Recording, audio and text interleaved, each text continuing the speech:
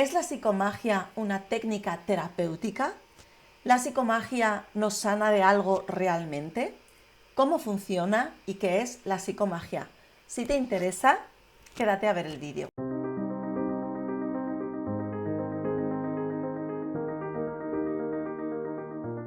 Hola, soy Diana y te doy la bienvenida a esta nueva etapa de vídeos.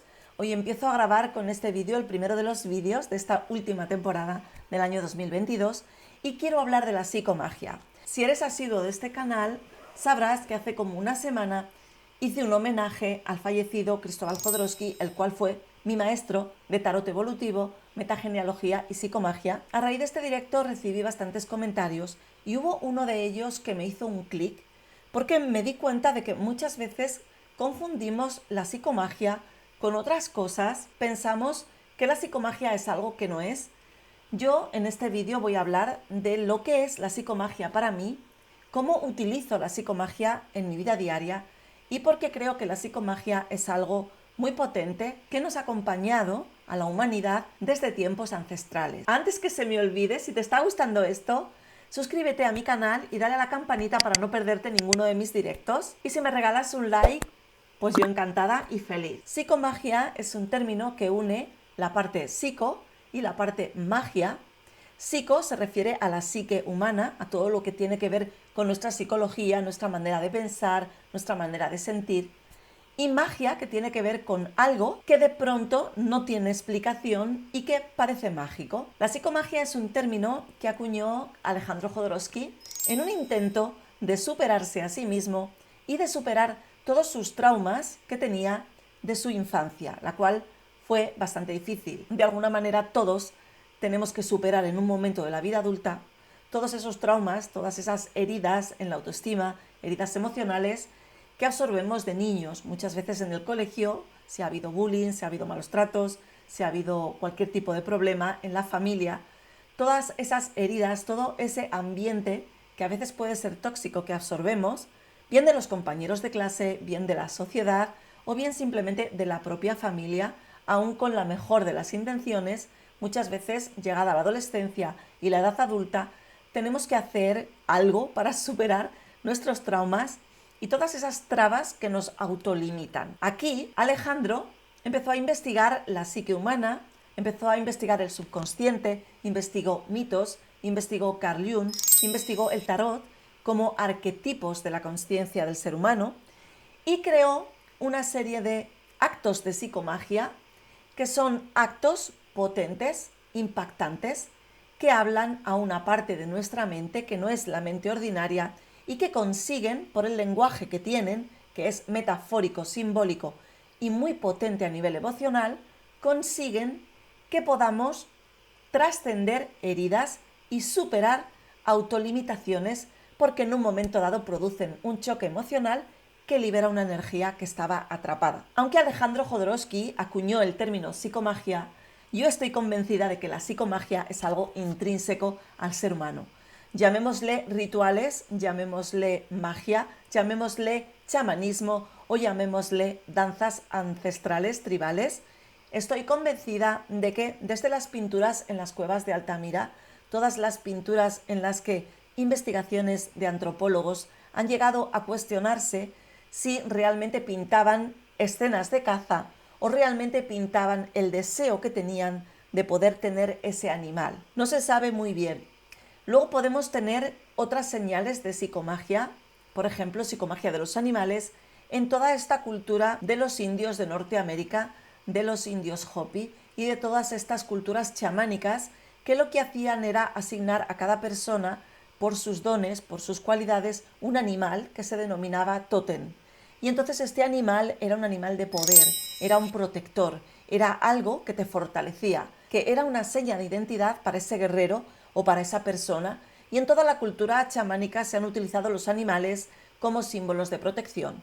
Pero es que además tenemos animales en las iglesias, tenemos representaciones del ave fénix, tenemos representaciones de pájaros, tenemos por ejemplo el pavo real, los peces que muchas veces se asimilan a Jesús, el cordero, y en muchísimas religiones y muchísimos mitos y en muchísimos rituales de iglesia se utilizan y se nombran los animales como algo de poder, como algo que afecta a otras esferas de la magia. Nuestro imaginario humano está ligado a muchísimos tipos de psicomagia, muchísimas creencias de que limpiar la casa en la noche de difuntos ayudaba a espantar los fantasmas y las almas. Se han utilizado hierbas de limpieza, se han utilizado rituales y danzas de la lluvia, rituales y danzas para la cosecha, celebraciones, ofrendas a los dioses, vestir de blanco a las novias o poner flores o agua bendita a los recién nacidos. Todo esto forma parte de una creencia mágica que acompaña al ser humano. Y desde aquí podemos distinguir que hay distintos tipos de cerebro y distintos tipos de pensamiento, distintas maneras de procesar la vida. Una de ellas sería nuestra parte frontal del hemisferio, que sería lo que llamamos la mente racional. Aun dentro del neocórtex de nuestra mente racional, podemos distinguir dos hemisferios distintos con distintas funciones. Podemos tener una parte en el hemisferio izquierdo mucho más racional, que almacena datos, que almacena hechos racionales y que es capaz de procesar cifras y que sigue una secuencia lógica. Y esta se activa cuando tenemos que aprender algo, cuando tenemos que coger en un aeropuerto una puerta concreta, mirar números, cuando tenemos que utilizar la lógica para sacar una deducción. Sin embargo, tenemos la otra parte, el hemisferio derecho, que se activa cuando estamos relajados. Se activaría, por ejemplo, en hipnosis regresiva, en estado de relajación, que es la parte que siente, es la parte que ríe, que llora, que tiene emociones. Y esta parte se activa de otras maneras. Por ejemplo, se activa con el cuerpo. Se puede activar si, por ejemplo, yo huelo un olor que olía en mi niñez.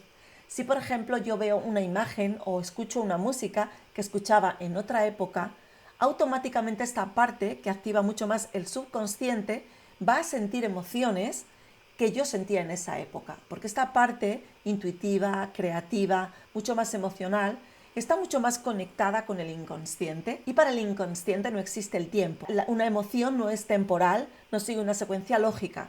Tú te encuentras con algo de tu pasado y de pronto tienes la misma emoción y la tienes exactamente actualizada como en el mismo momento que viviste eso. Son dos partes diferentes del cerebro. Entonces tenemos los dos hemisferios, el neocórtex, que es la parte racional que cree que sabe lo que tú quieres. Pero luego tenemos una parte del subconsciente y tenemos una parte del cerebro límbico, que es la parte más mamífera, que es la parte más emocional, que seguramente está más activa durante nuestra infancia, hasta que ya empezamos a madurar y se vuelve más activa la parte racional, anulando muchas veces como adultos nuestra parte emocional. Por eso hay tantas terapias de sanar al niño interior, recuperar esa alegría, esas ganas de vivir que teníamos de niños y que de adultos muchas veces perdemos, que se nos activan, por ejemplo, cuando jugamos con niños o cuando estamos en presencia de un adolescente y de pronto nos viene nuestra propia emoción de la adolescencia. Entonces tenemos que entender que todo esto no solo son teorías psicológicas, sino que son cosas que están demostradas y que puedes llegar a sentir en tu día a día.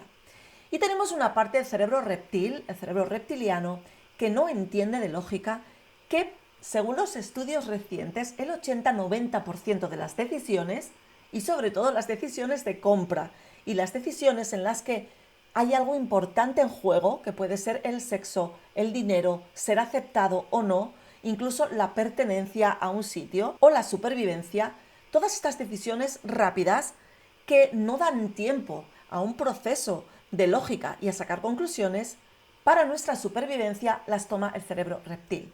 Bien, pues la psicomagia, por medio de sensaciones, emociones y rituales, que es el lenguaje que entiende esta parte reptil, nos ayuda a liberar decisiones que están siendo cortadas. Entonces, si yo en un momento de mi vida, por poner un ejemplo que se entienda, fui a mostrarme en público y fui criticada, atacada y tuve una vivencia en la que me sentía en peligro, no aceptada, que me dolió profundamente, este rechazo profundo pone en peligro mi lugar en el clan y por lo tanto mi vida.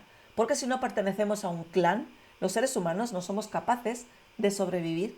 Entonces esta situación de rechazo puede ser de pequeña, pudo ser a una edad determinada, incluso de adulta, genera una alarma, un semáforo rojo. Y toda vez que yo quiera mostrarme en público o traspasar esta barrera que mi mente reptil ha marcado como peligro, se me va a cortar. y se me puede cortar poniéndome nerviosa, siendo incapaz, o la parte mental diciéndome que eso no es bueno, que no, mejor no lo hago, que me pueden criticar. O puede ser simplemente que yo vaya a hacer algo y se me estropee la cámara y yo no pueda grabar el vídeo, que yo vaya a hacer algo y justamente se estropee el sitio donde lo voy a hacer. Da igual, porque el inconsciente, de alguna manera muy mágica, tiene raíces con todo y actúa de maneras imprevisibles.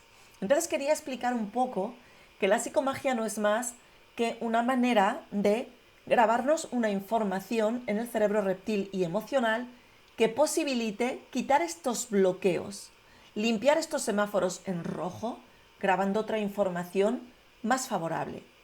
Pero en ningún caso la psicomagia es una terapia que vaya a sanar a nadie de nada. No tiene nada que ver con un proceso terapéutico de entender emociones, de liberar el cuerpo físico o de hacer una terapia. Estos son cosas que se pueden unir a la psicomagia, pero no podemos decir que la psicomagia vaya a sanar a nadie o vaya a hacer una terapia a nadie, porque la psicomagia solamente es un acto que nos va a impactar profundamente y que va a abrir una puerta.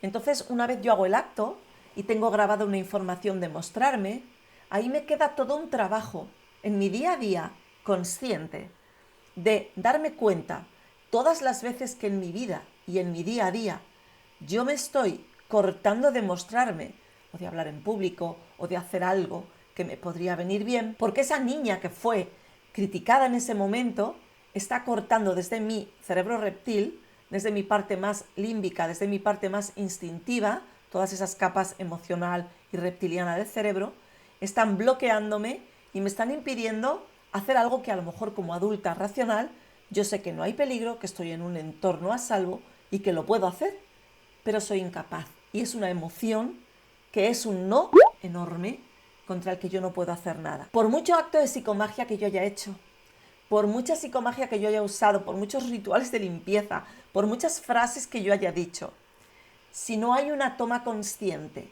en el día a día de todas las cosas en las que me está limitando ese hecho, un intento consciente de generar una nueva identidad, de que actúe de otra manera, que se permita hacer esas cosas, realmente la psicomagia no va a constituir por sí sola en una sanación, ni va a librarte de años de terapia. Simplemente es una ayuda, y una ayuda muy poderosa, y se llama psicomagia, y yo creo que el nombre está muy bien puesto, porque resulta que cuando tú haces un acto de psicomagia que parece que no tiene nada que ver con lo que te pasó, y a los pocos días empiezas a ver casualidades, empiezan a pasarte cosas diferentes, simplemente porque algo energético en tu campo energético se ha cambiado, y aun cuando todavía no hayas hecho ese cambio de identidad y te atrevas, sí, la vida te va a presentar opciones a que esa nueva energía se integre.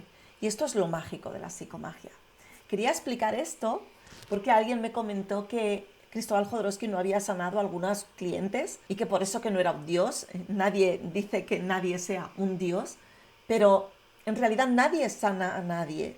En realidad tú puedes ir a un terapeuta, puedes ir a un psicomago, puedes venir a una consulta conmigo, con Alejandro Jodorowsky o con quien quieras, pero realmente una vez que has tomado conciencia de algo que te limita y has hecho un acto que libere esa energía, eres tú en tu día a día, con tu valor y con tus ganas de salir de ahí, el que tienes que trabajar. Y en concreto hablaba del dinero. El tema del dinero toca muchos palos y toca parte sexual, parte mental, toca una parte de necesidad de saber utilizar el dinero y de aprender a tener dinero. Entonces, no es como que yo hago un acto de psicomagia con el dinero y ya me va a llover el dinero, porque aun en el caso de que ocurra, no vas a saber cómo utilizar ese dinero o te vas a sentir tan culpable que vas a conseguir gastarlo en lo que menos falta te hacía. Entonces la psicomagia es como un acelerador de todo este proceso terapéutico, pero no es una terapia que por sí sola vaya a sanar nada, pero sí que es un engrasante de tu evolución como persona y un acelerador. Quería contaros esto, espero que el vídeo os haya resultado interesante. Si os interesa aprender cómo podéis trabajar con la psicomagia en vuestra vida, cómo podéis utilizarlo Si además eres terapeuta y te interesaría poder ayudar y acelerar los procesos de tus pacientes gracias a esta herramienta, te voy a dejar por la i y abajo en los enlaces fijados un enlace a una formación para terapeutas que se basa en los mapas de liberación subconsciente, todas aquellas maneras que tenemos de acelerar nuestro proceso de despertar, de crecimiento personal y espiritual, utilizando la mente subconsciente y desbloqueándola. Espero que el vídeo te haya gustado. Nos vemos en el próximo vídeo. ¡Chao!